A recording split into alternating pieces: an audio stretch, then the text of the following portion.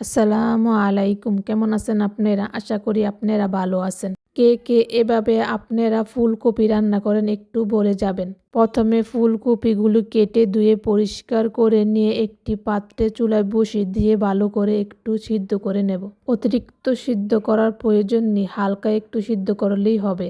এবার মাছগুলো হালকা করে ভেজে নেব। মাছগুলো ভাজা হয়ে গেলে আগের থেকে সিদ্ধ করা ফুলকপিগুলো এক এক করে কড়াইতে দিয়ে দেব।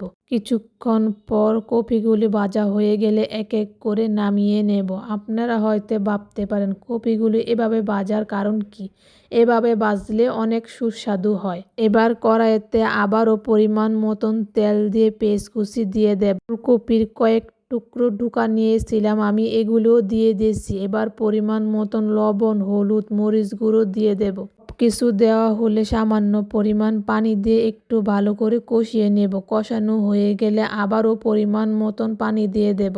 ঝোলটার একটু বলক আসার পরে এক এক করে মাছগুলি প্রথমে দিয়ে দেবে, তারপরে কপিগুলো দিয়ে দেব। কিছুক্ষণ পরে টমেটো দিয়ে দেব। টমেটো দিয়ে কিছুক্ষণ ডেকে দেব, তারপরে কিছুটা ধনেপাতা দিয়ে নামিয়ে নেব।